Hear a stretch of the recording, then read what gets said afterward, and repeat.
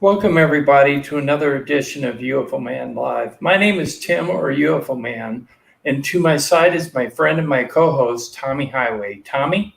Hey, folks, I'm Tommy Highway. Want to thank everybody for coming out, as always. Really appreciate it.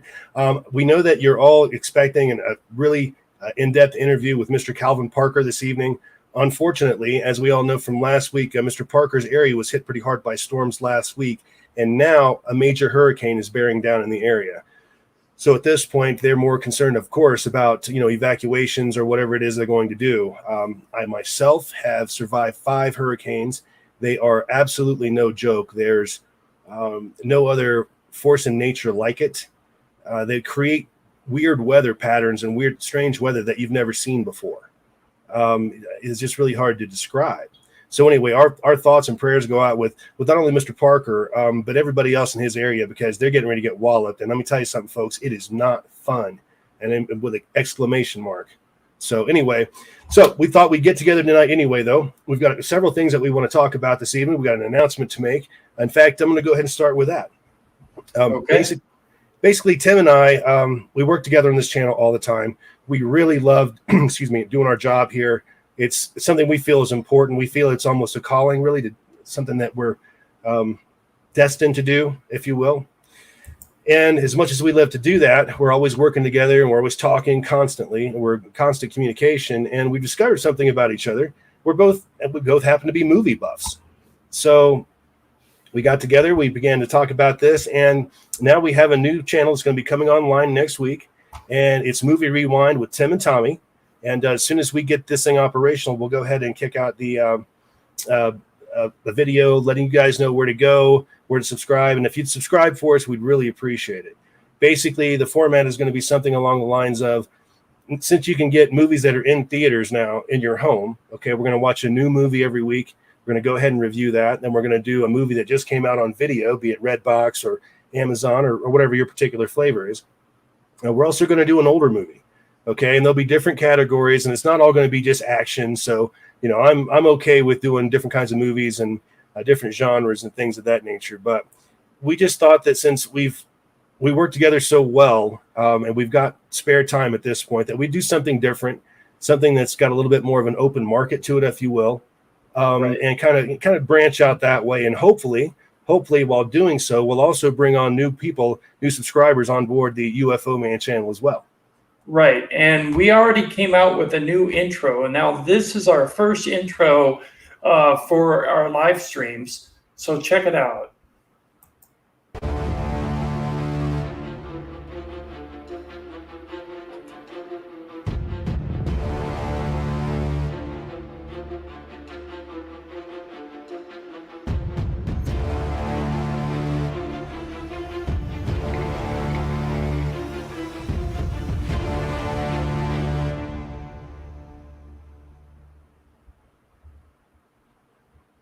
Absolutely. And folks, not only would be actually reviewing the movies, but we'll also talk about the directors. We'll actually probably have a trivia game on there. And this is going to be a weekly show. So this is something that we think that our audience will enjoy. We also anticipate probably getting, let's just put it this way, because of the taboo nature of ufology, we thought this might be a way to actually not only branch out, but to bring, again, some more people over to the channel and more people into the chat room and just educate more people on this subject, because, folks, that's what we're here to do. Tim? Right. And there's a lot of UFO movies out there as well. And Tommy's the one that can review a lot of genres other than action or science fiction and things like that. I'm more in key with the science fiction and the adventure and the action films. So we can combine with each other and hopefully get out some good recommendations to you on what we think are good movies to see and which ones are a waste of the almighty dollar. So we'll let you know what we think. I think what Tim's trying to say is I'm the sensitive one here. I think that's what he's trying to say. I'll do a chick flick. I love chick flicks. I mean, I've always been a great boyfriend because I love chick flicks. I'll get into it. I'll interview chick flicks too. I don't mind a few of them once in a while. It's just the Oscar films, the ones that make the the Emmy, not the Emmy, but video, the video awards, the ones that are voted in that you never heard of. It's like, where the heck did they come from? Yeah. We might review some of them because that way you get the knowledge of what's out there. There's a ton of hidden gems out there right now in terms of movies because of the pandemic and all of that business that came with it. So there's a Vince Vaughn movie out there that's on Redbox right now. I assume probably streamable as well. It's a thriller, and it's not usually his thing, but I tell you, it was a great movie. It's movies like that we want to bring out there and bring to the light of day, stuff that didn't get the push that it should have. Folks, I'll be honest with you. One of my favorite movies is The Burbs, okay, with Tom Hanks from back in 1989. That movie tanked, probably worse than anything Tom Hanks ever did. But I think it's a wonderful film. I'll tell you, it's worth seeing. It's not Halloween until I've seen it. How about that? I'm more into I don't know, maybe I'm a young kid in an older body. I just like movies like Spider-Man and, the Avengers and stuff like that. And that's what I'm going to review. So hence the underwear. He has those, Spider-Man underwear. He's probably wearing it now, actually, I should think. Nope. No, they just go there to wash. Yeah. Okay. Anyways, we're going to go into our first segment this evening in regards to the UFO topic. But before we go into specifically UFO related information, Tommy has an article in regards to asteroids from NASA. Tommy? That's right, I do, Tim. Folks, asteroid collision is an actual real possibility. And the problem with that is most asteroids, even smaller ones that actually make it through to the Earth's surface, are devastating. We saw the one in Russia was at about 10 years ago. That thing didn't actually impact, but it exploded and it actually knocked basically the glass out of a major Russian city. Okay, a lot of people were hurt by flying glass, things of that nature. Now that's a small, example of an asteroid. Unfortunately, there are bigger ones out there. We know that the one that hit the Yucatan Peninsula that's the one that wiped out the dinosaurs. That thing was massive. And I mean, it was big enough that it actually changed the face of the Earth, the weather patterns and the whole 9 yards. Let's look at the Tunguska thing in Siberia. We don't know what the hell that was. I mean, it was either an asteroid or it was a mother ship. I mean, it's one of those rare instances where there's very little wiggle room, very little gray area, if you will. It's kind of, you run out of explanations for Tunguska pretty quickly. But I'm going to go ahead and we're going to try to answer the question. And this is just something that we thought we'd throw in there today. But we're going to try to answer the question as whether or not we're actually able to deflect one of these monsters if and only if that we can actually catch it in time to be able to do anything with it. So deflecting an asteroid before it hits Earth may take multiple bumps. There's probably a large space rock out there somewhere that has Earth in its crosshairs. Scientists have in fact spotted one candidate. It's Bennu, which has a small chance of banging into our planet in the year 2182. But whether it's Bennu or another asteroid, the question will be how to avoid a very unwelcome cosmic rendezvous. For almost 20 years, a team of researchers has been preparing for such a scenario. Using a specially designed gun, they've repeatedly fired projectiles at meteorites and measured how the space rocks recoiled and in some cases shattered. These observations shed light on how an asteroid might respond to high velocity impact intended to deflect it away from the Earth. At the 84th annual meeting of the Meteorological Society held in Chicago this month, researchers presented findings from all of that high-powered marksmanship. Their results suggest that whether we are able to knock an asteroid away from our planet could depend on what kind of space rock we're faced with and how many times that we hit it. In the 1960s, scientists began seriously considering what to do with an asteroid on a collision course with our planet. The leading idea back then was to launch a projectile that would shatter the space rock into pieces small enough to burn up in the Earth's atmosphere. And George Flynn, a physicist at State University of New York, Plattsburgh, but scientists have since come to realize that achieving such a direct catastrophic hit is a serious challenge. Well, sure. It turns out that that's very hard, Dr. Flynn said. The thinking is different today, and it's not the Hollywood version with a nuclear bomb either. Rather, the current leading idea is nudging an incoming asteroid aside. The way to do that, scientists generally agree, is deliberately setting up a collision between an asteroid and a much smaller, less massive object. Known as kinetic impact deflection, such a collision alters the trajectory of the asteroid ever so slightly, with the intent that its orbit changes enough to pass harmlessly by the Earth.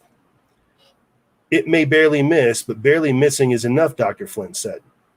Kinetic impact deflection is a promising and currently feasible technique, said Dana Durda, a planetary scientist at the Southwest Research Institute in Boulder, Colorado. It doesn't require science fiction kinds of technologies. In 2003, Dr. Flynn, Dr. Durda, and colleagues began firing projectiles at meteors to test the limits of kinetic impact deflection. The goal was to figure out how much momentum could be transferred to a meteorite without shattering it into shrapnel that could continue on a similar orbital path throughout the solar system. If you break it into pieces, some of those pieces may still be on a collision course with Earth, Dr. Flynn said. Similar laboratory studies in the past have mostly shot projectiles at terrestrial rocks, but meteorites are a much better example, he said, because they're fragments of asteroids. The hitch is getting close access to them. It's hard to talk museum curators into giving you a big piece of a meteorite so that you can turn it into dust, Dr. Flynn said. Over the course of many years, researchers amassed 32 meteorites, most purchased from private dealers, the largest roughly the size of a fist and weighing 1 pound, costing the team approximately $900 American. Roughly half of the meteorites belong to a type known as carbonaceous chondrite. Thank you. Thank you very much there. I've got to get him a ticket to Jeopardy, which tends to be relatively rich in carbon and water. The remainder were ordinary cordonites, which typically contain less carbon. Importantly, both types are representative of near-Earth asteroids that pose the largest risk to our planet at this time. The team turned to an Apollo-era facility to test how the meteorites responded to high-speed impacts. NASA's Ames Vertical Gun Range in California was built in the 1960s to help scientists better understand how the moon craters form. It's capable of launching projectiles at over 4 miles per second, far faster than a rifle. That is moving. It's one of the few guns on the planet that can shoot things at speeds characteristic of impacts, Dr. Flynn said. Working within the facility firing chamber, roughly the size of a walk-in closet, the researchers suspended each space rock from a piece of nylon string. They then pumped the chamber to a vacuum to mimic the conditions of interplanetary space and fired tiny aluminum spheres at the meteorites. The team launched the spheres ranging in diameter from 1/16 to 1/4 of an inch at different velocities. Several sensors, including cameras that recorded up to 71,000 frames per second, documented the impacts. The goal was to determine the point at which the meteorite stops being simply nudged by an impact and instead starts to fragment. The researchers found a significant difference in the strength of the two types of meteorites that they tested. One more time, Tim. What's that? Carbonaceous chondrite. The carbonaceous chondrite tend to fragment much more readily. They could withstand receiving only about 1/6 of the momentum that an ordinary chondrite could before shattering. These results have implications for deflecting a real-world asteroid, the team suggests. If an asteroid richer in carbon was headed our way, it might be necessary to give it a series of gentler nudges to prevent it from breaking up. You might have to use multiple impacts, Dr. Flynn said. Next year, researchers will test kinetic impact deflection on a real asteroid in the solar system for the first time with NASA's Double Asteroid Redirection Test, or DART, mission. The spacecraft's target asteroid, a roughly 525-foot piece of rock known as Dimorphos, I believe, is in no danger of hitting Earth. However, the mission is expected to launch in November. Laboratory investigations of kinetic impact deflection shed light on how an asteroid will respond to being impacted, said Nancy Shabbat, who is the DART mission coordinator lead and was not involved in the experimental work. It's definitely important to be doing these experiments, said Dr. Shabbat, who is also a planetary scientist at the Johns Hopkins University of Applied Physics Laboratory. The DART mission is about to being prepared for what's most likely a cosmic inevitability. It's one of these things that we hope we never actually need to do, Dr. Shabbat said. But Earth has been hit by objects for its entire history, and it will continue to get hit by objects in the future. So, this is something that we really have to take a good look at. And the problem with asteroid collision and stuff like that is when they're on the other side of the sun, in other words, when they're out in space, they're fairly easy to see because they have, the sun's light reflecting off of them, things of that nature. The ones that they've always said, at least I've always read, that you really have to worry about are the ones that are coming in from the sun itself because they're much harder to detect. And from everything I've heard recently and really for the last 10 or 15 years is that if that's the scenario where the rock's coming this way, we could have days to respond, which just flat out is not enough time. I mean, if we have days to respond to an asteroid hit, guess what, folks? Call your Allstate agent because a whole lot of shaking going to be happening in just a few minutes. It's horrible. Yeah, the scenarios depicted in those movies where they went on to the asteroid and planted a nuke, they say will not work.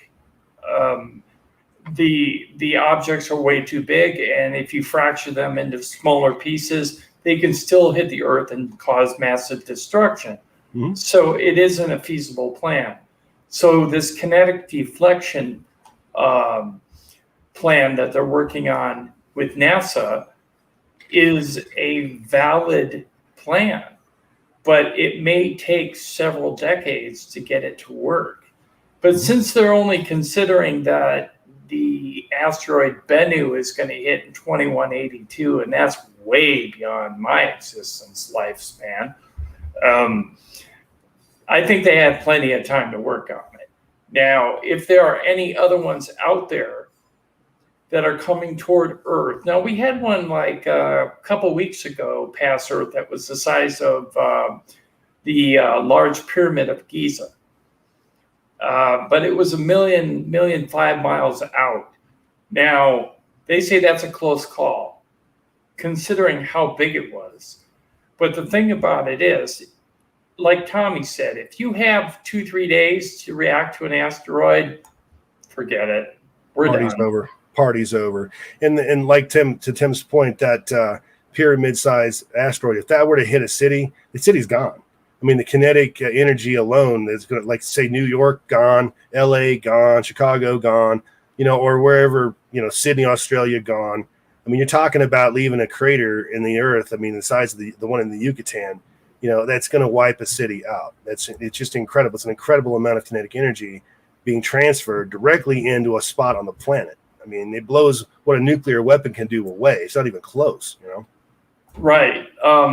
They're thinking several projectiles being fired at a very large, say the size of the pyramid Giza, at Giza asteroid size, okay, or the state of New York asteroid size. They would have to fire several different bursts of some type of material just to nudge it. They're not going to be able to break it because it's too big. It's like shooting bullets at the state of New York. It's not going to work that way. They're going to have to repeatedly do it just to nudge it a little bit way out in space to try to get it to deflect away from the Earth. Now, at least NASA's working on a plan.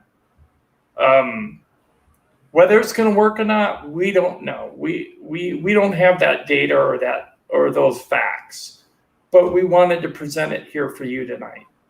And the other thing is basically that, even if we do detect something way out there and we start shooting these projectiles at it, there's probably a mass limit. In other words, if this thing is like super large, there's probably nothing we can do about it. And even if we do shoot these projectiles at it, you have to understand the math. It's going to take a while before we even know whether we've made any kind of a difference or not. And I mean, it could be years before we know. So I think the bottom line here, folks, is that if a big rock is going to hit the planet, it's just going to hit the planet. And, like I say, grab your ankles because it's going to be a rough ride. No matter where something like that, even in the water, if it hits in the water, you're talking coastal cities are wiped out immediately with a tidal wave, that sort of thing. What if one of these things were to hit a nuclear plant? Then what happens? I mean, I bet they didn't plan for that when they were creating those nuclear vessels. Sure, you can't bomb them and you can't crack them and you can't do all that, but a meteor hit? Bet they didn't test that one in the lab, Yeah, I bet not. That would be a massive problem. They say that if an asteroid hits the ocean fast enough, it'll vaporize the water. A lot of it, yeah. Yeah, a lot of it. And if it does that, we're really in a bind. Okay, well, we're going to move on from this subject to our next segment, which happens to be our UFO video review, which we haven't done for a while. Tommy, while I'm getting the review brought up, Absolutely. Tell us about our segment afterwards. Yeah, folks, we're also going to be discussing this evening something very interesting. It's a U.S. Navy, basically, that conducted some extraterrestrial projects from 1985 to 1999. This is an excellent article. It's an excellent story. We're going to go ahead and cover that as well. The other thing I wanted to mention is, unfortunately, folks, we've had a little bit of further bad news on the channel. The interview with Whitley Strieber, due to some very unfortunate circumstances from Mr. Strieber, has got to be postponed again. We apologize for this, but this absolutely cannot be helped. Our thoughts and prayers go to him. We really, really love that guy. Nothing but respect for him. Yes. However, as many of you know, Tim and I were privileged enough this year to be asked to be part of Contact in the Desert. We had a ball doing it. It was great. We really got ourselves out there, and it was just we met a lot of folks, a lot of good people in ufology, people that we would otherwise never have had the opportunity to meet for sure. But that being said, Whitley Strieber is actually one of the interviews that we did for Contact in the Desert. And so tomorrow night, what we're going to do is we're going to go ahead and air that interview in its entirety. All right. That way you can actually watch the whole thing. It's a fantastic interview. It's about an hour long, but he goes into all kinds of things. What an interesting person. Very, very nice guy. We really wish him the best. I mean, really, from the bottom of our hearts, wish him the absolute best and hope that, that he's going to be, everything's going to be fine with him. But that being said, so that's what we're doing tomorrow night. And just like last week's format, Tim and I are going to be on the chat full time with you. You can ask us any questions you like, things of that nature. But I tell you, I promise you, you will be absolutely dazzled and blown away by the interview because it's fantastic. Yes, and we still plan on having him on our channel live and in person in the future. Mm-hmm. So plan on that as well. Okay, here we go.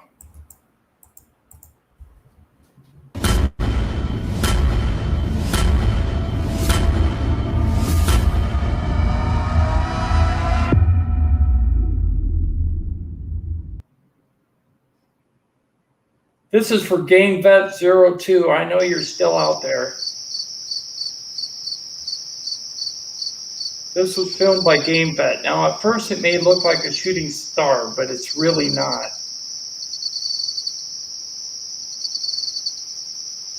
And I'll bring it bigger.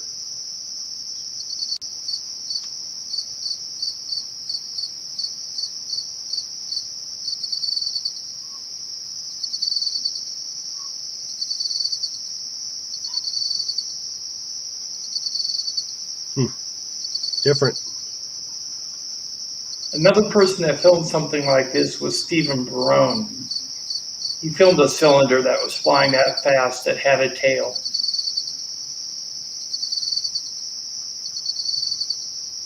There have been airline pilots that have reported cylinders that had a tail of smoke or something coming out of the back. This has happened. Right. And recently, actually, in 2019 even. Yeah.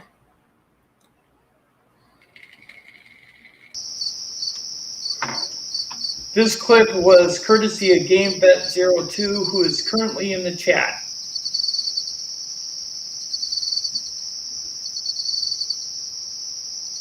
He's from Cottage Grove, Minnesota.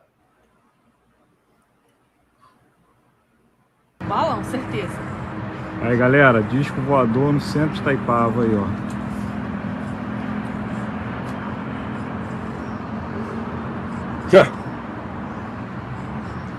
Well, Now, I've watched this video a couple of times. It doesn't look like it's moving very much. no. It does drop down toward the cloud a little bit, but it right there, see?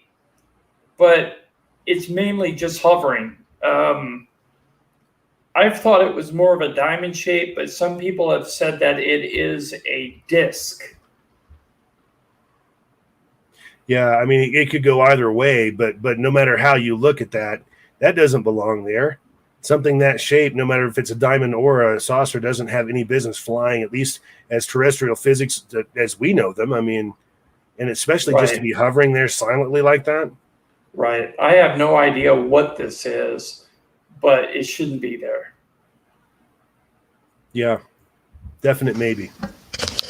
Here's another cylinder video of a UFO over Cottage Grove, Minnesota.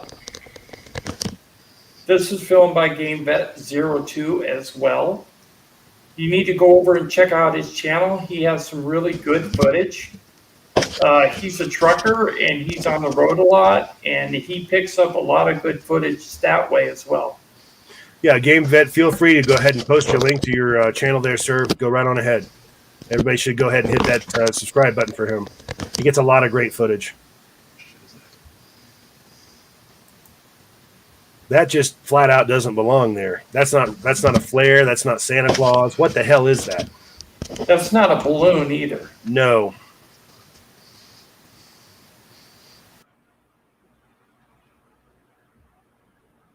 I mean, that's not lights on a building or a mountain or, you know, I've never seen anything like that. That's, I mean, I have seen something similar to a different color, but similar, but that's. Oh, when he filmed it, it was actually pink. I darkened it to get the original color because I think the camera was changing it to a pink, and this is white. And you can actually see some type of field or glow coming off of it. That might just be the shutter speed, though. Yeah, I don't know what that is. But anyways, this is a very good clip from Game Vet 02. Outstanding. Outstanding. Bravo. Good catch. Here's a bright red UFO over London. Thank you, Chad Baker, for subscribing to Game Vet. Very cool. Thank you. Is this that one in Ohio? This is over London. Now, when I posted this video, I had one person suggest that it was a crane, and I thought, well, wait a minute. That's possible, but I checked with the original witness, and he corroborated that there are no cranes by his house, and this is above where he lives. Well, a little bit beyond where he lives, but still not a crane. It's an ominous-looking light anyway. I mean, it's something off about that light. If you see a red light on a crane, now, that could be the digital camera making up its own mind as to what it's looking at. We've all talked about that before, but this is it's a weird, eerie-looking light. Right.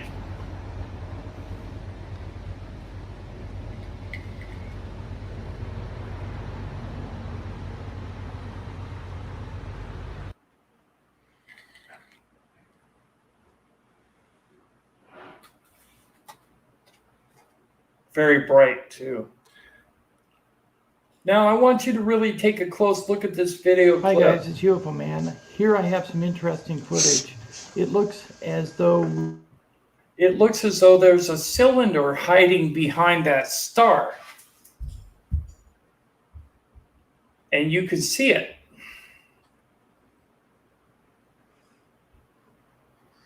There's something hiding behind the star. And we will. It'd have to be awfully big. Okay, cylinder hides behind a star. Do you see it? Yeah. Right here. It's just amazing.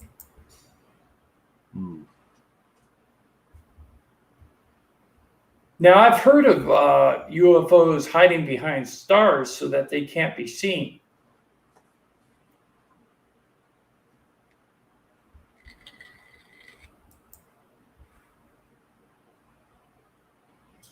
Thanks, Dark Truth, for going over and subscribing to GameFet02.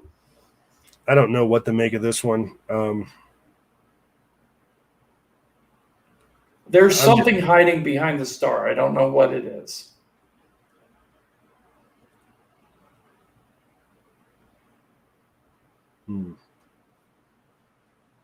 And see, it's not a light tendril, because if it was, you would be able to see it coming off the edges of the star. So I don't know what it was. Here's a possible TR3B over France.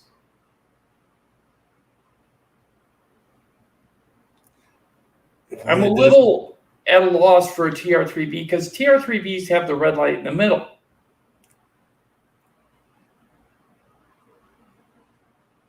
So I don't know what this is. Are you sure we're not looking at, we're just not seeing the light in the front? Are you sure? Because the TR3B should have three lights, three white lights and the red one in the middle. Where's the other light? That's my point. It may not be a TR3B. Interesting.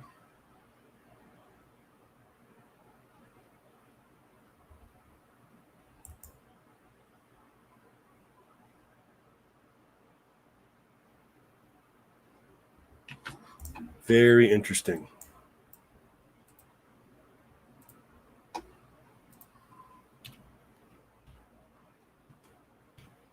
Don't forget to subscribe to the UFO Man channel if you haven't already. Yeah, I'm going to go ahead and really appreciate that. I'm going to go ahead and kick a link out there for them. Okay. I just thought this one was really cool. Yes, folks, if you could do us a big favor and subscribe to our channel, really appreciate it. For those new people out there, and I'm seeing some names that I'm not familiar with, we want to thank you for coming to the channel, welcome you. You can see we've got a very active and very healthy chat room. Great people come to this channel, so you're in good company. The other thing is that you could do for us to really help us out, folks, is go ahead and share our link out to your social media platforms, your Facebook, Twitter, your whatever your particular favorite flavor of those are, because that really does help out our channel a lot and helps us to expand. Right.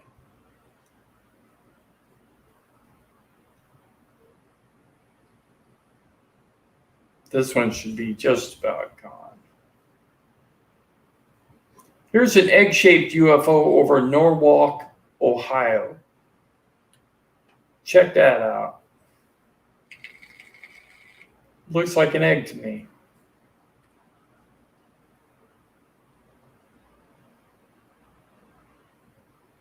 I'll wait till it clears up.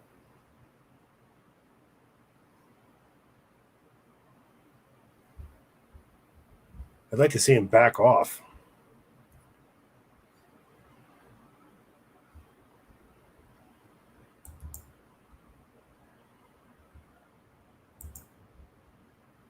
You see strange things in Ohio. I mean, it's a common occurrence.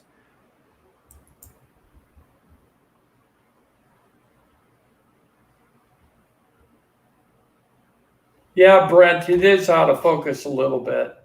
He's zooming way out. He's using the digital zoom, going way out there, and he should have backed that off so we could actually get some context. And that's what Tim's point last week was, or a week before, was that when you're actually recording something, you're actually filming something, try to back off. Don't stay in just the super zoom mode. Try to back off and give a little bit of context as to what you're looking for. Is it like trees or telephone poles or buildings or whatever? That really helps our analysis out quite a bit, folks. Okay. We have to play from here because I want to play the beginning of this next video clip, and you guys need to see it because it's really small at first, and then it gets really large, and then you'll be able to see it. Look up in the upper left-hand corner where you see the break in the clouds, and you'll see something moving to the right. Okay, now it's going to come out again. This color enhanced, normal speed. And it comes out down here on the right. You'll see it right behind the clouds. Now, I did get a close-up of this at the end, and it looks like a Tic Tac. God, it does. Now, I will show you the Tic Tac again at the end.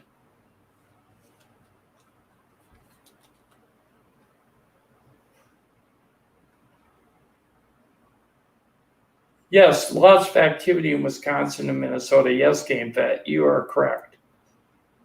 Right down here on the right again. There it goes. There it is. Now, to me, that looks like a Tic Tac. Yep. Yes, it does. That's exactly what was flying through the clouds. Mm-hmm. What do you think, Tommy? I think it's a Tic Tac. I mean, that's not an aircraft, a conventional aircraft. It just isn't. I mean, look at that. Look at the contours of it and all that. There's no wings. There's no any kind of definitive features at all on this thing. It's just a white Tic Tac. And, again, we've heard this so often. Now, something very interesting that I wanted to pass along to you folks. I have a particular source, and this particular source I've communicated with recently and was told something that I found very interesting. And that is that the level or the number of UFO sightings that the military is incurring has just gone up many times over, many fold. So they're talking about they're getting swamped all the time now. They're seeing more and more of these things when they're in the cockpit than they've ever seen before. And it's just recently. Ironically, perhaps just after the UFO report was issued or whatever, who knows what they know about us? They could know about our entire culture. They could know more about our own cultures than we know about them. I mean, who knows? But right, they're probably sharing information without restriction, like Sure. we have in our government, So. And there's no biases to them either. I mean, they see it how it really is, Right. Okay, here we go.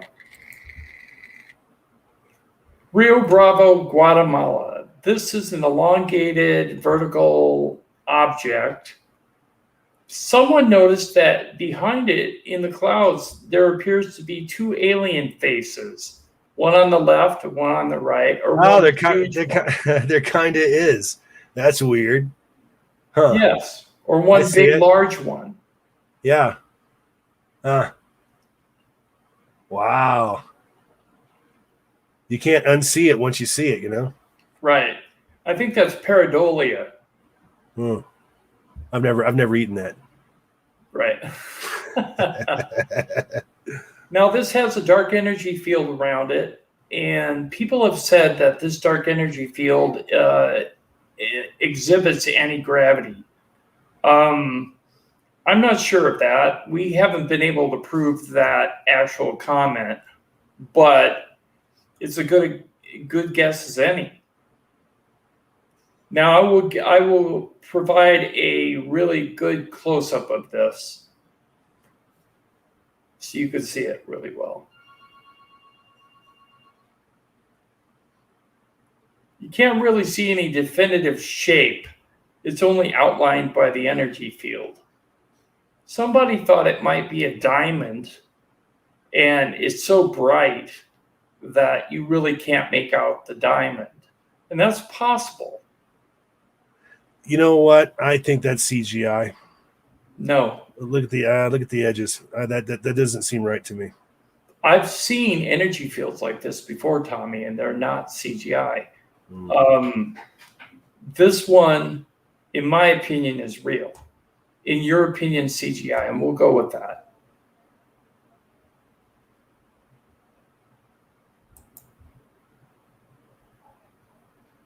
Here are multiple lights over Zurich, Switzerland. Yes, Dark Truth, I agree. I could see a face in the clouds too. This is by a friend of mine from Zurich, Switzerland. There are multiple lights exhibiting multiple colors. This occurred above her house. Huh. Now, I don't have a frame of reference, so it's kind of hard for you to tell where it's located. And if there's anything in the background. From my knowledge, there is not. This is open sky, and the lights were just flickering like mad. So take a look. Let me know in the chat what you think. And while we're here, I want to go ahead and welcome Game Vet AGOG. Renee, thank you, honey. Occam's Razor, thanks for coming. Autumn Wolf, Dark Truth, The Unknown. And Brent Elliott, thank you very much for coming out, folks. We appreciate that. I'm sure I've missed a bunch of people. The Smith family is always welcome. Bruce Parkins, thank you for being here, sir. Who else we got here? Nancy Volker. Yep, we got the Awaken Show. Thanks for coming out. Backwoods Buster, always a pleasure. And Nancy Volker, how you doing, honey? Ryan McGee, hello, welcome. And Mario UFO, hey, how you doing? Pacific Rules, welcome. And I probably missed some people. I apologize if I've done that, but when I see you pop back up, I'll welcome you as well. Renee Cruz, good to see you. Yes, thank you for coming, honey. That is fascinating. I don't know what that is, but that is fascinating. Right. And the lights are so many and blending together and changing color. It's just fantastic. Like a portal opened up and a bunch of stuff's coming out of it. Right, exactly. Huh. That's over Zurich, Switzerland.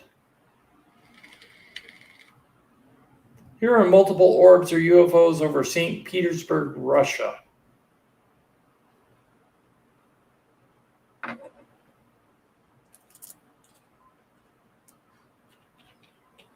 Now, I have a question about this when I show more of it.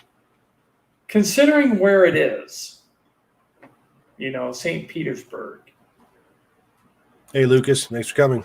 Could these be flares? I don't see any trails. I don't either. But then again, it's over a major Russian city, and they could be doing some type of military flare drop. But then again, they're drifting, it looks like. Maybe it's possible, but I don't see any plumage, and usually you see that with flares. Right. Here's a segmented object over Nijmegen, Holland. This one's interesting. I don't know what this is.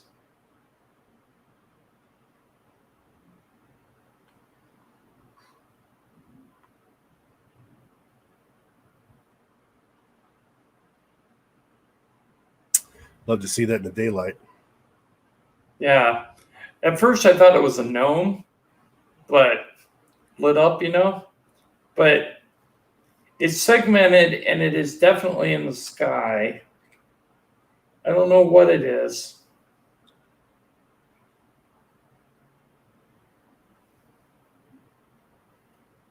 But it's very interesting.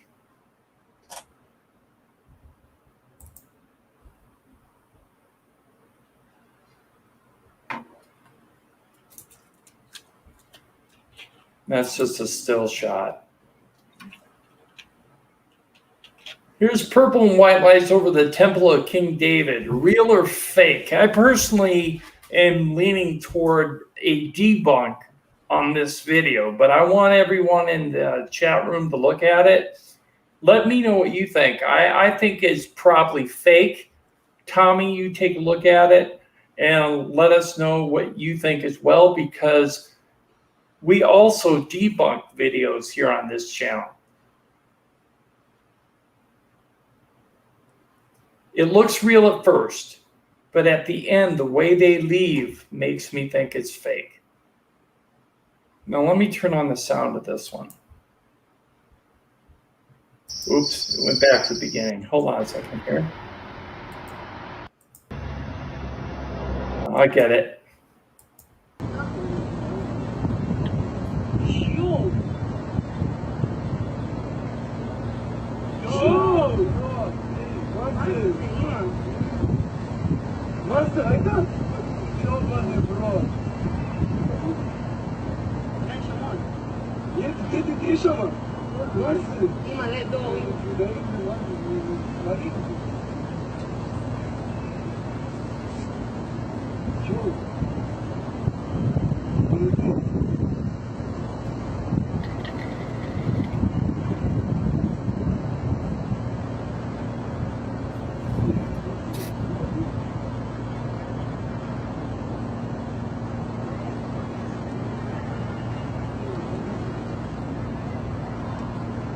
This part right here makes me think it's fake. Right there.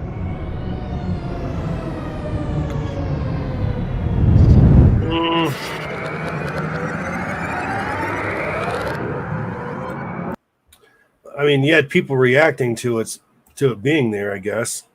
People are reacting, but are they reacting to the lights or are they reacting to something else? I don't know. See, that's the thing. I don't know if it's real or if it's fake. And I'm on the fence on this. Everyone in the chat, I don't believe it's real, but if you do, put your comments in the chat and let us know what you think.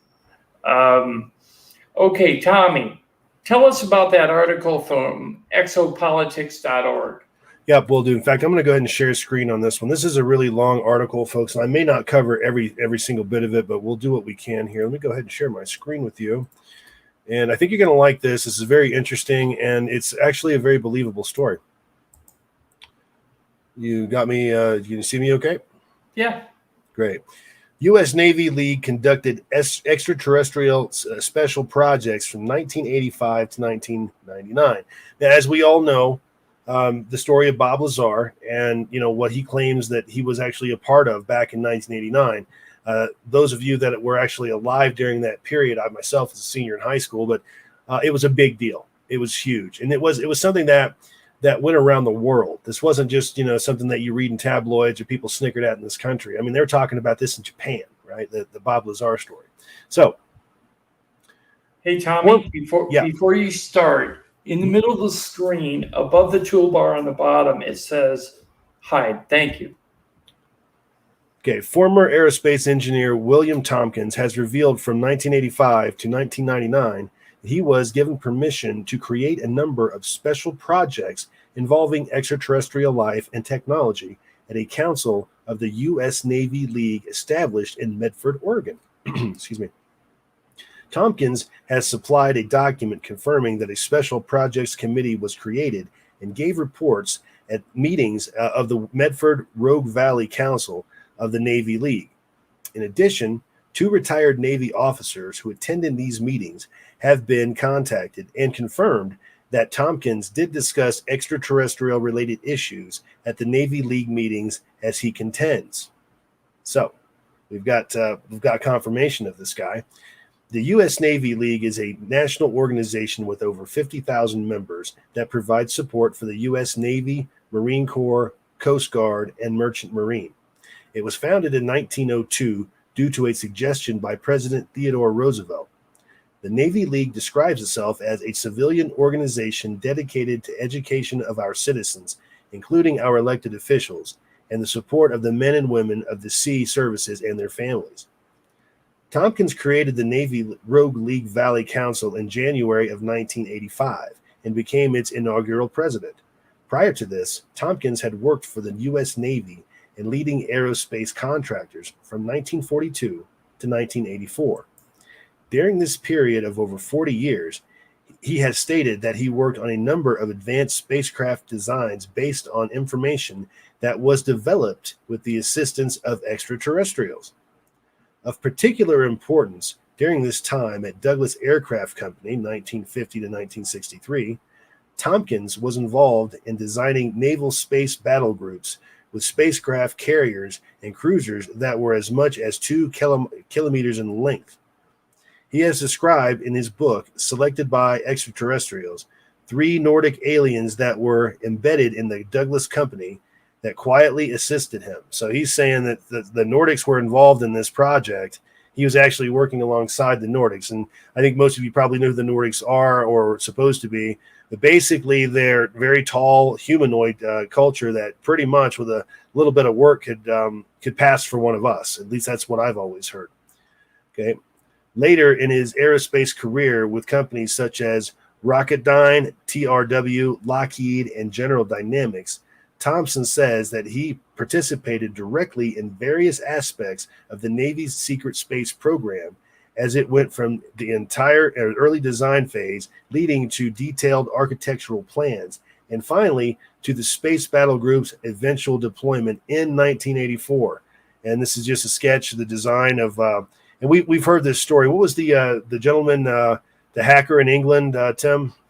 Gary McKinnon. Gary McKinnon. Gary McKinnon's talking about this very same thing right here.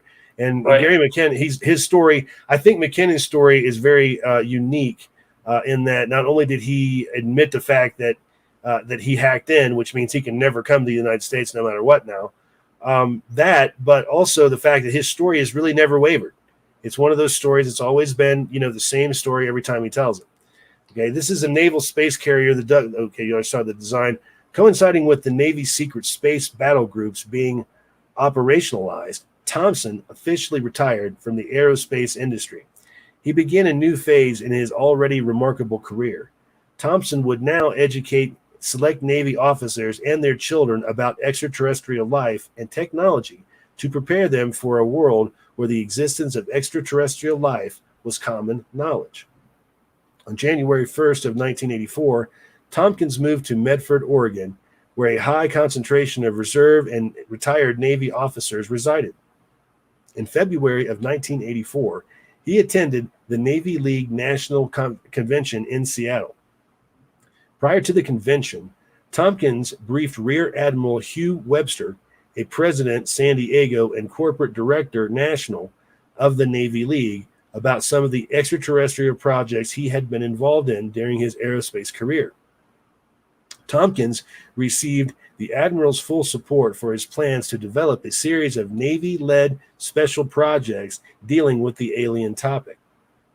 Later, in 2001, Webster would give Tompkins permission to disclose all he knew about the Navy's involvement in extraterrestrial-related projects in a future autobiography published in December of 2015, as Selected by Extraterrestrials. That's the title of the book. Tompkins subsequently received permission to create the Navy League Rogue Valley Council, formally established on January 1st of 1985, using the Navy Reserve Center facilities. As its inaugural president, Tompkins was soon after promoted to vice president of the Navy League for the entire state of Oregon. In his autobiography, Thompson describes this main reason in 1985. Created Southwest Navy League Council in Medford with 37 top officers, the Special Projects Group, pilots from various employers, all working on an alien interaction project. In an unpublished video interview from March 2016, Tompkins said, "You've got a handout of military people responsible for this Navy League Council that I started up in Oregon, and we had a specific mission up there with extraterrestrials, particularly in large mountains up there. It's interesting that if you read that little list of names, how many of these personnel who were out of the Navy but are still in the reserve are pilots, Navy pilots, commanders, or captains. I happen to have one of these largest groups in the country in this Navy League, supporting extraterrestrial missions. How about that?" One of his immediate tasks was to set up a command and communications and control system for the Navy League's Medford Council. To achieve this, he set up the Sea Cadets, where junior high school children of Navy officers and others would be given a basic education of naval, maritime, and aerospace operations. That's a pretty interesting combination. Tompkins was able to secure 14 computers from the Miramar Naval Air Station, previously used for F-14 flight training, for this purpose. He says that the command and control system, or CIC, that was set up for the Sea Cadets was planned to be used as a means for educating Navy officers and Sea Cadets about extraterrestrials and secret space operations. Tompkins has supplied a number of documents to support his remarkable claims. One confirms the computer systems given to him by the Miramar Naval Air Station, because Usually, the military has every single piece of equipment that they have serialized. Another document is a handout prepared by Tompkins for why the Navy League describing the Deep Space and Extraterrestrial Operations Project being set up at the Navy League. He refers to the operations system that was being set up as a special project. Another document confirms that special projects were indeed being discussed and conducted at the Navy League in Medford, as Thompson claims. The document is the minutes of a meeting held on October 5th of 1993. The minutes confirm that Tompkins was the president of the Rogue Valley Council. Most significantly, the minutes confirm that an item on the agenda was a report by Special Projects Committee. Tompkins says that this committee was in charge of 6 special projects, which each had their own subcommittee. One was the Intergalactic Operations Special Project listed above. Think about that one for a minute, folks. Intergalactic Operations Special Project.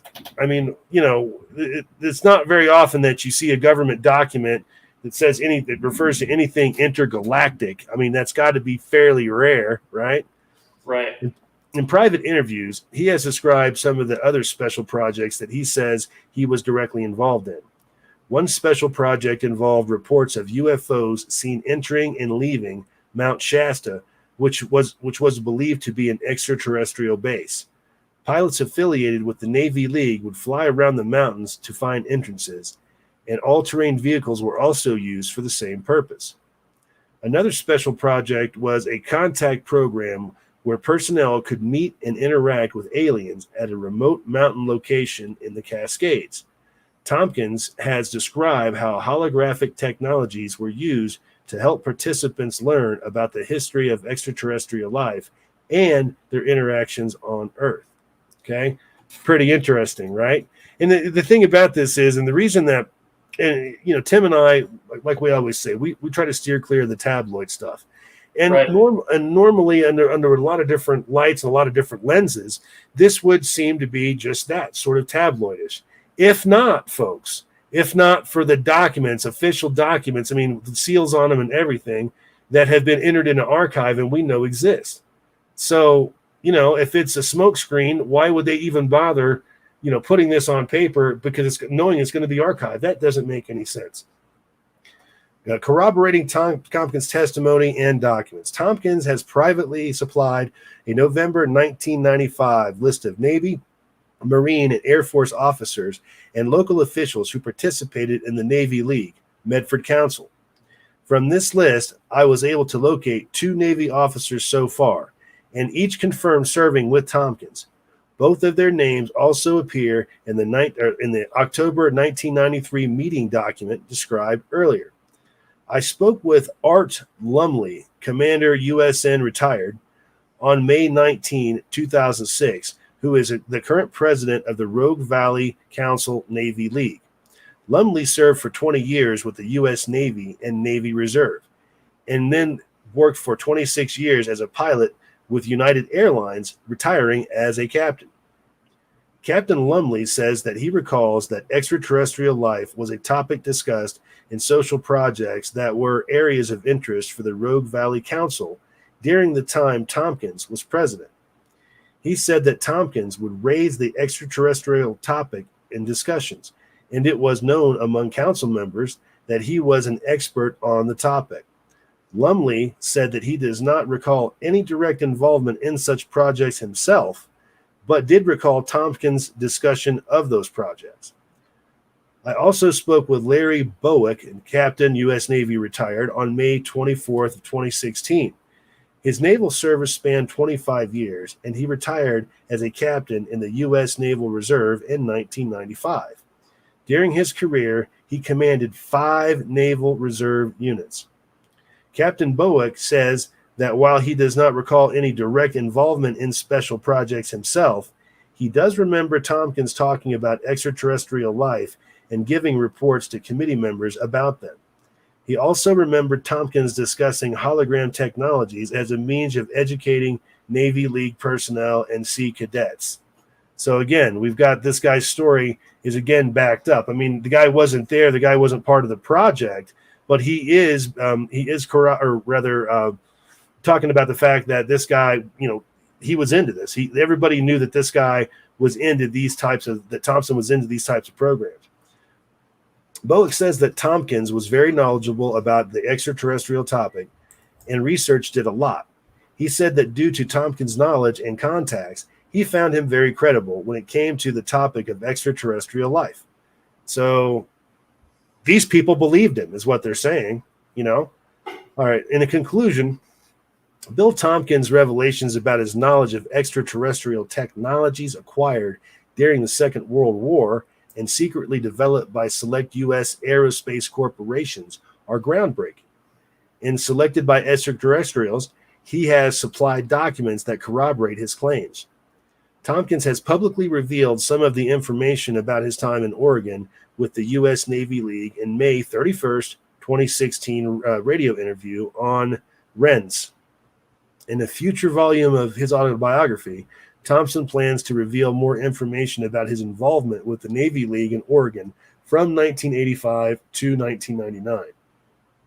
With regard to his claims about the U.S. Navy League in Oregon being involved in a number of extraterrestrial-related special projects from 1985 to 1999, Tompkins has provided additional documents that support this. The most important being a 1995 minutes of the meeting discussing reports by a Special Projects Committee and the names of officials attending the meeting. Critically, 2 officials of the Navy League at the time were identified in the minutes of the document. They are both retired naval officers. They have confirmed their participation in the Rogue Valley Council meetings and Tompkins reports and discussions concerning extraterrestrial-related projects. Both Captain Bowick and Commander Captain Lumley acknowledged that Thompson was viewed by members of the Rogue Valley Council as an expert on the extraterrestrial issue of advanced aerospace technologies. What adds further credence to Thompson's claims is the testimony of Catherine Austin Fitz, a former assistant secretary of the Department of Housing and Urban Development. She says that in 1998, the U.S. had initiated a plan to adjust its operations for a future where it is openly known that extraterrestrials exist and live among us. Fitz was asked to participate in the strategy sessions that were being conducted by the Arlington Institute, a nonprofit organization headed by John Peterson that was assigned a number of U.S. Navy contacts, Fitz said. John asked me to help him out with a high-level strategic plan Arlington was planning to undertake for the Undersecretary of the Navy. I met with a group of high-level people in the military and in the process, including the Undersecretary. According to John, the purpose of the plan, discussed in front of several military or retired military officers and former government officials, was to help the Navy adjust their operations for a world in which it was commonly known that aliens exist and live among us. Imagine that. In support of her testimony, Fitz released the minutes of a March 26, 1999 Board of Directors meeting, which confirmed that discussions of extraterrestrial life were being conducted by the Arlington Institute as at least one of its contracts, very likely with the U.S. Navy, required.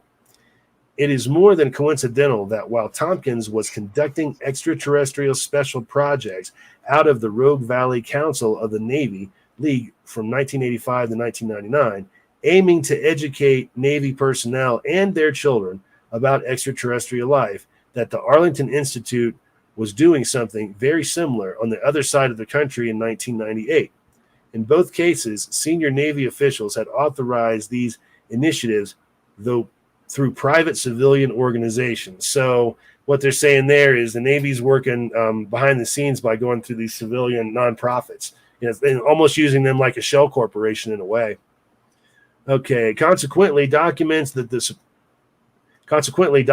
and supporting testimony of 2 Navy officers confirm that from 1985 to 1999, the Medford Council of the U.S. Navy League did discuss extraterrestrial-related activities that were occurring in special projects.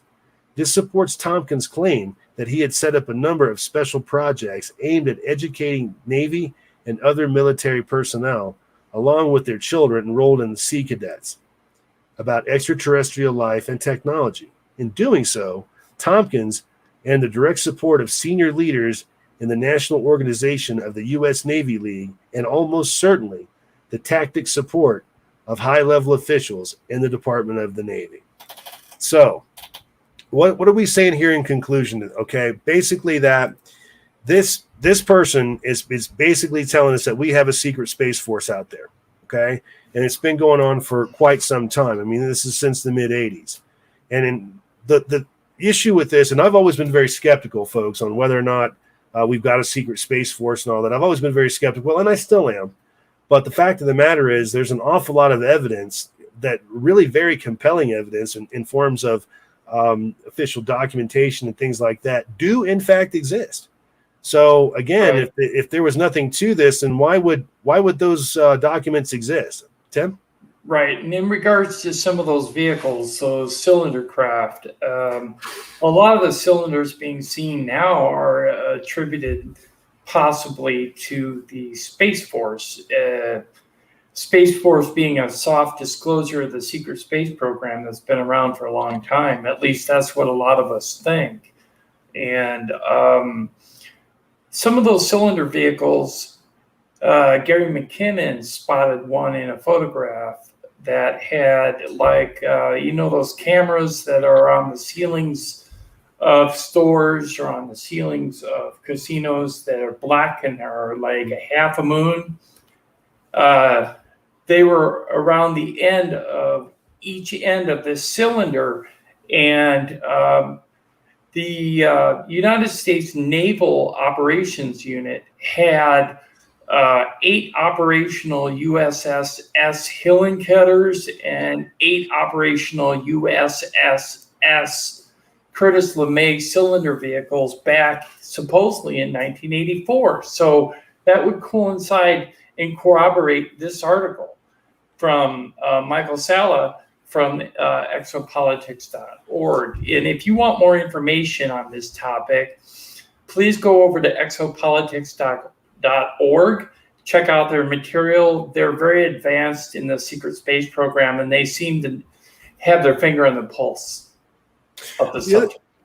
The other thing that I thought was very interesting in this article was the mention of alien technology or advanced alien technology being derived from World War II.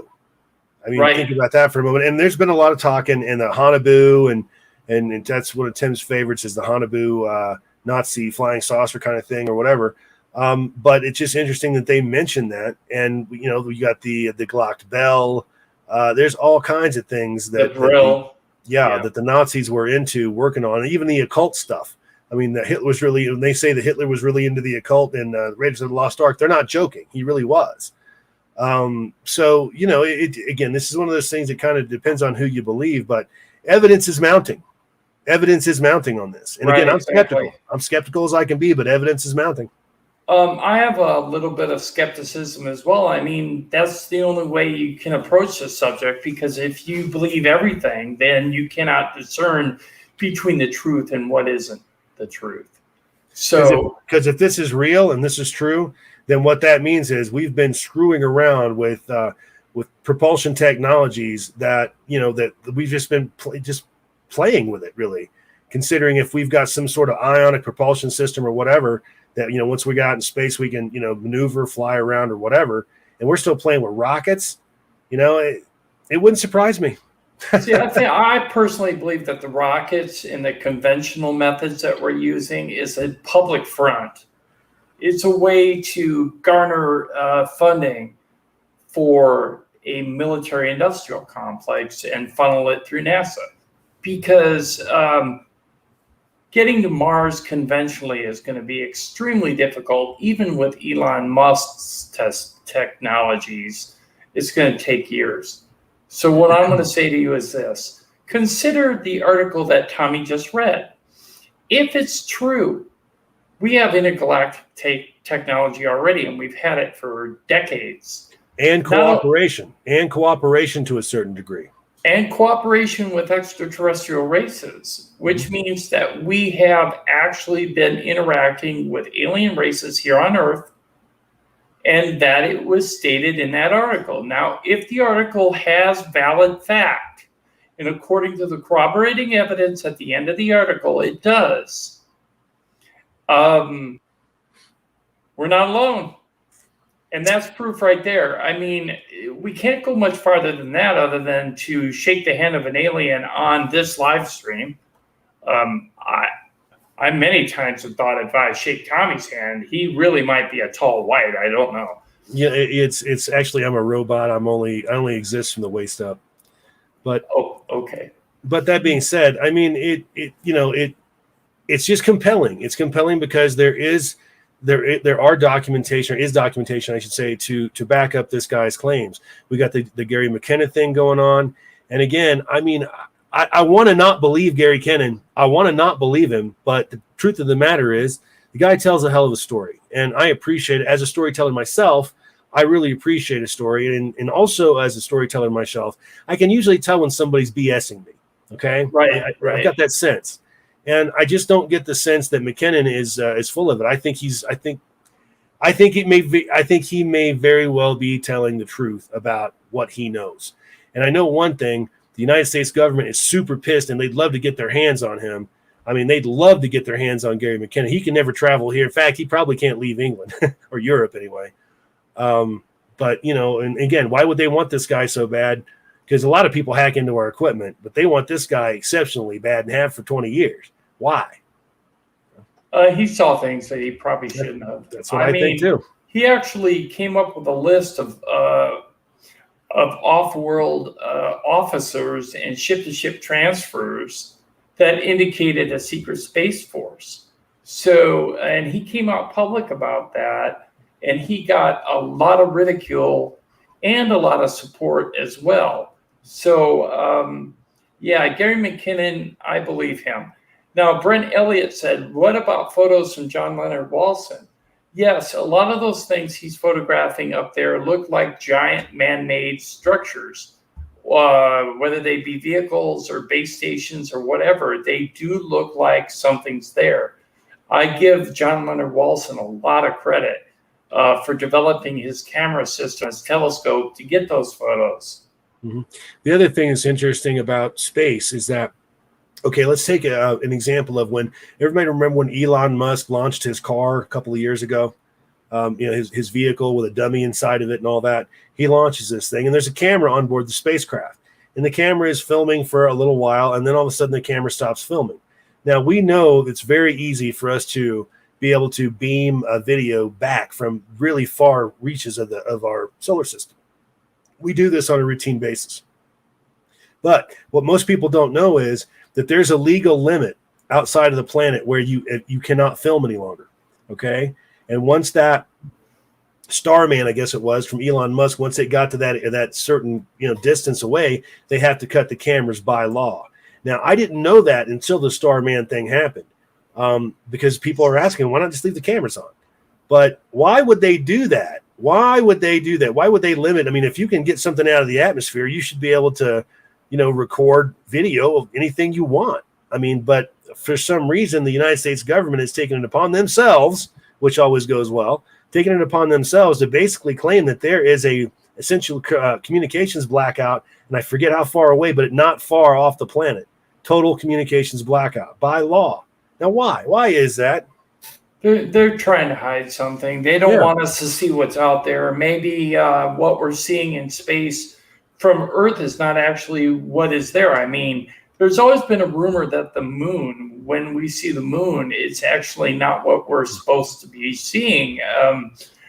There's always been an insinuation that there is something called a lunar wave, and you can actually see it. When you zoom in on the moon, it looks like a static ripple that goes across the face of the moon. Now, what would cause that? It's cyclic. So I really don't know. Maybe we're not seeing what we should be seeing. Maybe the moon is something other. Who knows? At this point, there's all kinds of rumors. We could go on a whole show about that. But at this point, I mean, you have to look at it. If you look at the United States military budget, you look at the United States budget period, and you see when you start doing the math and all of that, you're going to find deficits of billions of dollars, and those billions of dollars are going somewhere, and they're probably going into black projects, military projects, and things of that nature. But the bottom line is, we're not being told jack. We know less than 1% of what there is to know, what our military knows, and what our government knows. I promise you that. And again, like we said, the UFO sightings among pilots are just going through the roof. The numbers, everything I'm hearing. I mean, they're saying that it's like a major uptick in sightings by military aircraft. So are the aliens trying to tell us something? Are they trying to, it's pretty soon, are they going to land on Main Street somewhere and say, we're here, let's party? Is that going to happen? I mean, who knows? But, right. There's got to be a reason for it. Are we really ready? I mean, I'm ready to believe. Okay, I do believe. I already believe in most things UFO and alien related, but there are some things that are so far fetched that they're really hard to wrap your head around. Smith Family Paranormal Investigation said, "Do you think the federal government funded SETI?" Originally, yes. Yeah. When they closed down SETI the first time, SETI came back under private funding, and it is still running now to this day through private donations and private fundraising. So SETI does exist, but not under federal funding anymore. But don't you think for a second that if SETI does find something, that they don't have to wash it through the government before they release it to the people? Because that's going to happen. They're going to take that to the government. Hey, we got this signal, and the government's going to go, oh, that's cool. Let's go ahead and put this in this file that nobody will ever see again. And this never happened. And how many times have we heard that country song? I mean, come on. AGOG says, the real question is, are we friend or food? None of us know. We don't know the agenda of some of the races that are coming here. From what I understand, there are both sides. We've got benign races and we've got hostile. What are the hostile races' intentions? We don't know. There was one crash that supposedly had human and animal body parts on board.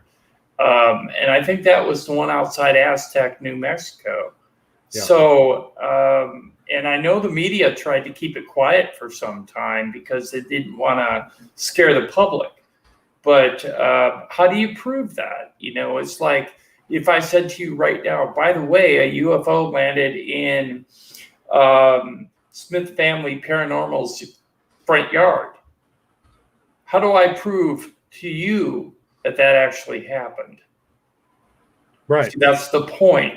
And like the Bakersfield thing, and I mean, the military pounces on this stuff, and all of a sudden, or the what was the Acorn in Pennsylvania? What am I trying to say?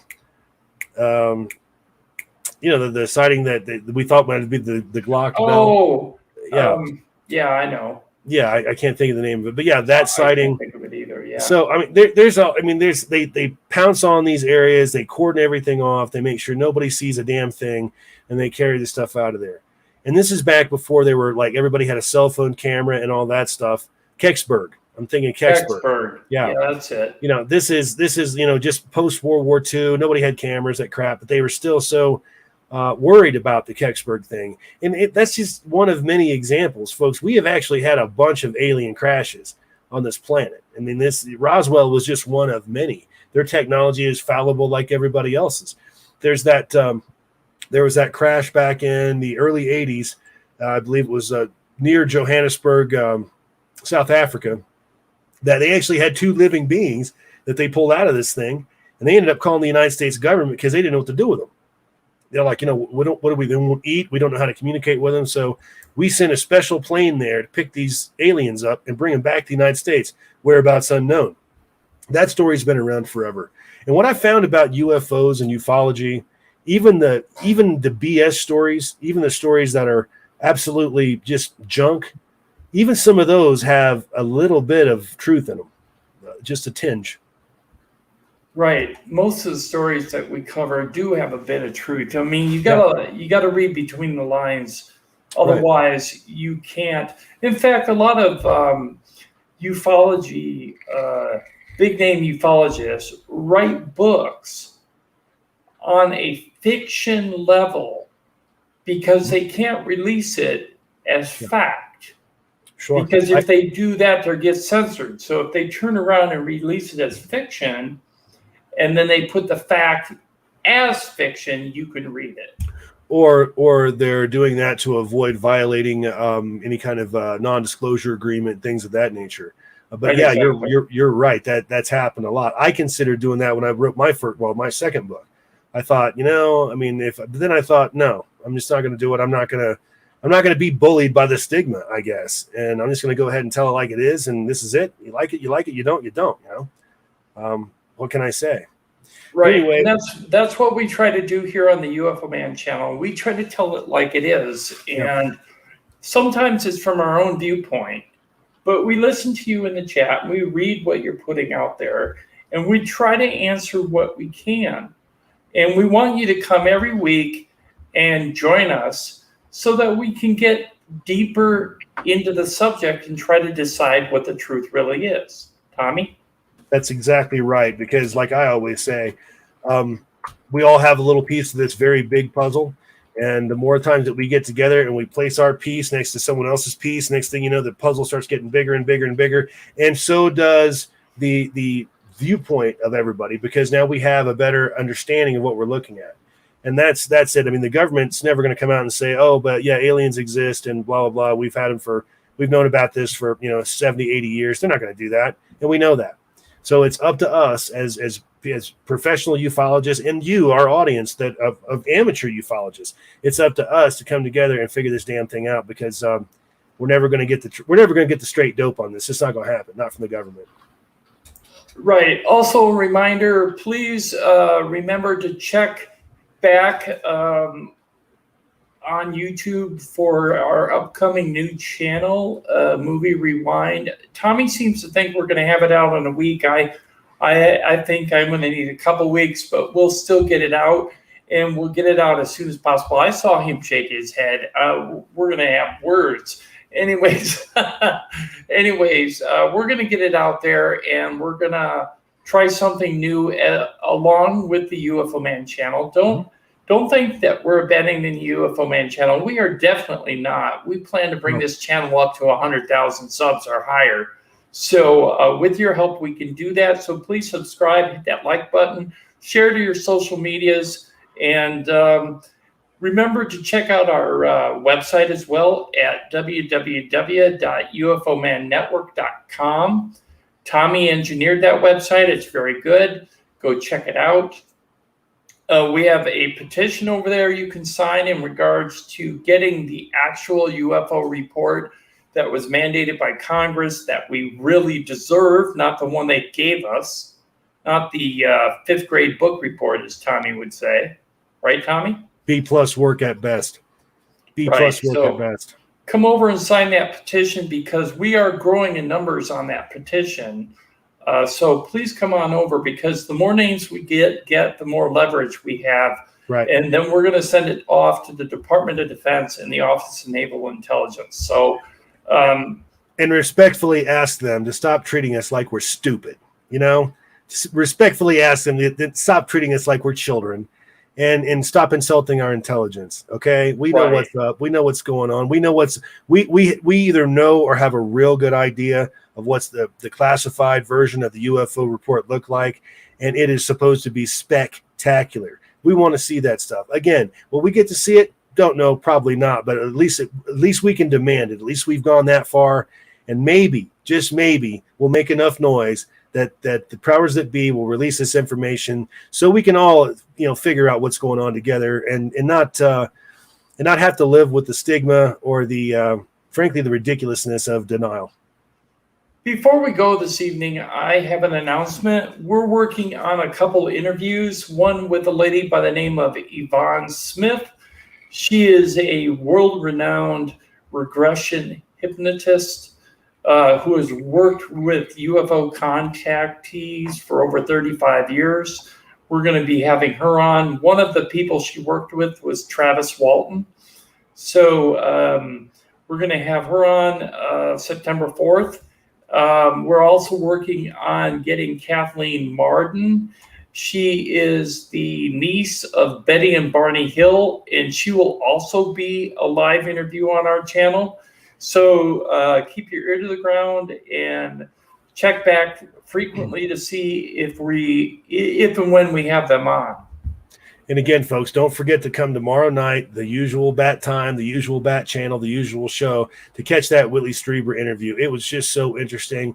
It was just like Tim and I were talking, it was our first interview as real ufologist journalists. And it was just spectacular the way it worked. It turned out very well. You're going to love this. And again, we'll be in the chat room the whole time, answering any of your questions, anything you guys want to know, we'll be there for you. But right. I just want to thank everybody for coming out tonight as usual. Thank you for you new people out there. Thank you and welcome aboard. Welcome to the channel. We really appreciate you coming out. Please go ahead and hit that subscribe button and like button. That really helps us out. Also, guys, if you ever want to leave us a comment, that really helps us out a lot with the YouTube algorithm. So leave us a contact, just say hello, whatever. Really appreciates it in the comments. Anyway, but again, thanks for everybody for coming out. Yeah, also, I want to mention that we set up a link to something called Donor Box. PayPal doesn't always work, but if you feel generous and you want to help us out in the production of creating quality content, we'd appreciate a donation. Now, usually I wouldn't say this, but it's because YouTube is not reliable in that area. So anyways, thank you very much for coming. We really appreciated you all being here. We hope you come tomorrow night. And thanks to everybody in the chat room. We had a good time tonight. Thanks to everybody watching online. And as always, we want to say good evening.